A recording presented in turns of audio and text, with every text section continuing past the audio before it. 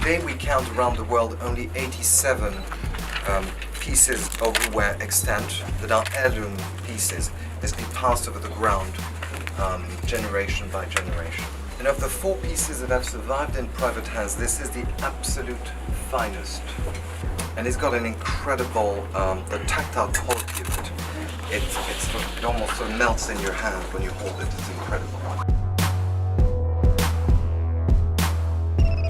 I think the whole question of the glaze composition during the Song dynasty to make roux, the idea that agate was introduced, that's something that is, I would say, mostly mythology.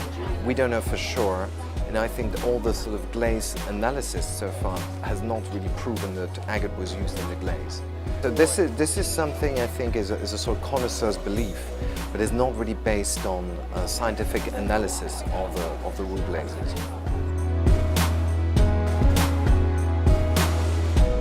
The last example that came up on the market in 2012.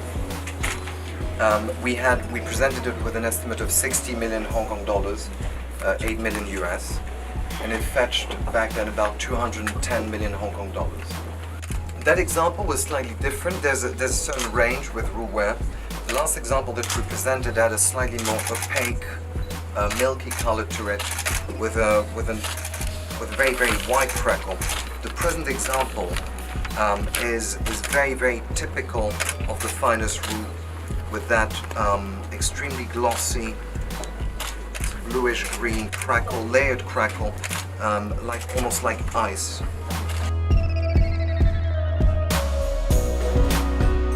That's basically the glaze pooling on the side, on the interior of the glaze, where the sort of body meets the side. So that is what's happening, is the glaze getting a little bit thicker and creates this sort of bluish aura. It's the thickness of the glaze. And this is something that a lot of the greatest collectors of Chinese art in the world and some of the greatest private museums are lacking. For example, in the Gogu Yaolun, in the 14th century, in that particular book, they say that the most desirable glaze is one without crackle, opaque. But of course, throughout the 20th century, connoisseurs have come to like this particular glaze, which is sort of dense and layered and glossy. So I mean, it really is a question of taste. Now, bottom line is, with roux, you can't really pick. There's only a few examples extant, and this is one of them, and it's the finest in private hands. I think this is absolutely good enough for the greatest collectors, greatest museums in the world.